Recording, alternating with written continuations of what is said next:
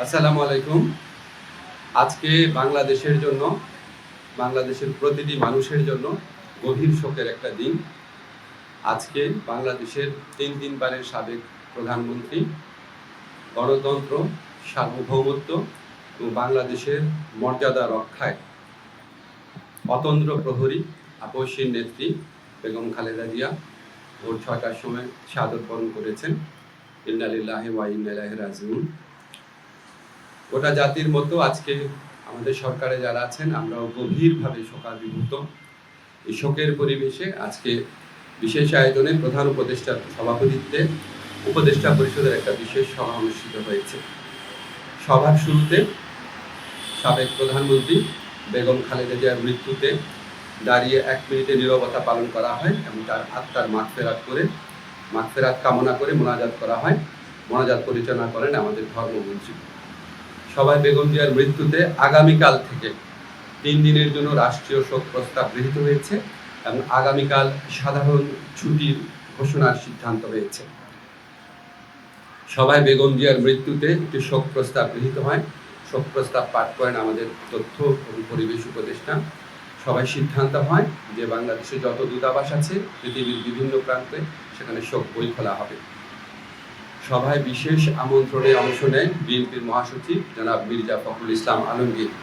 তিনি সাবেক প্রধানমন্ত্রী বেগম খালেদা জিয়ার পক্ষ থেকে বেগম খালেদা জিয়ার পরিবার এবং দলের পক্ষ থেকে অন্তর্বর্তীকালীন সরকারের প্রতি কৃতজ্ঞতা প্রকাশ করেন এবং বেগম জিয়ার নিরাপত্তা সহ সকল ক্ষেত্রে প্রয়োজনীয় সহযোগিতা প্রদান করার জন্য ধন্যবাদ জানান। মির্জা ফখরুল ইসলাম আলমগীর সাহেব আমাদের সভাকে অবহিত করেন যে আগামীকাল বুধবার বাদ জোহর জাতীয় সংসদের দক্ষিণ প্লাজা এবং এর সংলগ্ন মানিক মিয়া এভিনিউতে বেগম খালেদা জিয়ার জানাজা অনুষ্ঠিত হবে।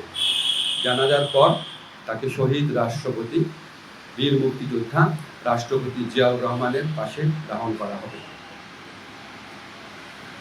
ওনার দাফন করা হবে শহীদ রাষ্ট্রপতি জিয়াউর রহমানের পাশে। আজকে সবাই বেগম জিয়ার দাফন এবং জানাজা সম্পর্কিত বিষয়ে সরকার সব ধরনের সহযোগিতা প্রদান করবে বলে জানিয়েছেন মাননীয় প্রধান উপদেষ্টা। মাননীয় প্রধান উপদেষ্টা ডক্টর মোহাম্মদ ইউনূস সভায় বেগম জিয়ার বিষয়ে বিভিন্ন স্মৃতিচারণ করেন। একটা কথা বলতেই হচ্ছে যে উনি আমাদেরকে মনে করিয়ে দেন, শেষ যখন দেখা হয়েছিল বেগম জিয়া ওনার সাথে একান্তে অনেকক্ষণ কথা বলেছিল। আপনারা জানেন সেনা সদরে যে অনুষ্ঠিত হয়েছিল প্রোগ্রাম, সেখানে উনি অত্যন্ত উৎফুল্ল ছিলেন, সবার সাথে কথা বলেছেন এবং উনি সেগুলি স্মৃতিচারণ করেছেন মাননীয় প্রধান উপদেষ্টা।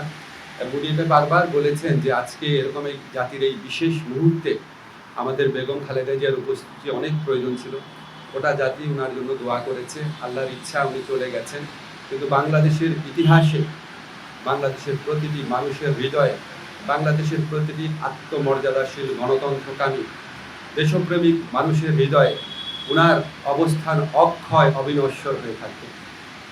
আমি ব্যক্তিগতভাবে মনে করি বাংলাদেশের ইতিহাসে এত শ্রদ্ধা, এত সম্মান, এত ভালোবাসা নিয়ে এরকম একজন নেত্রী চলে যাওয়া, এটা একটা বিশেষ মুহূর্ত এবং আমরা বাংলাদেশের প্রতিটা মানুষ এই শোকে একত্রিত হয়েছি।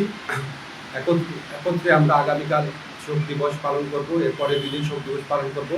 সবাই আমরা বেগম খালেদা জিয়ার প্রতি যথার্থ সম্মান প্রদর্শনের জন্য ওনার যে জানাজা হবে এবং ওনার যে দাফন কাজ হবে সেটা আমরা অত্যন্ত শৃঙ্খলার সাথে ভাবগাম্ভীর পরিবেশে আমরা আমাদের সবার দায়িত্ববোধ থেকে সুশৃঙ্খলভাবে এই অনুষ্ঠানগুলো আমরা দাফন এবং জানাজার যে কর্মসূচি রয়েছে সেগুলি আমরা পালন করব, এই প্রত্যাশা আমরা ব্যক্ত করছি। ধন্যবাদ।